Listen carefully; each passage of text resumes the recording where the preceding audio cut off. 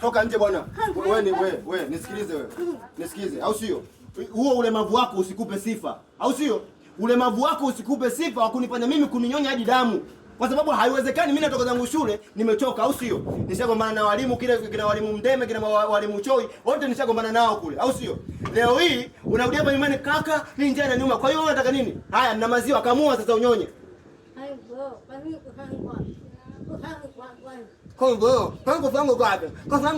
Wako zako gapi? Matizi wenzio, wale mavu wenzio wote wapo Kariakoo kule, au sio? Wapo Kariakoo wanaomba hela kurudi nyumbani 10,000, 30,000 kitu cha kawaida. Wewe tafuta connection uende Kariakoo. Kariakoo posta ule wote mji wenu walemavu. Kaombeni kule. Sasa naomba wewe na watu kama nyinyi bora hata mfe tu.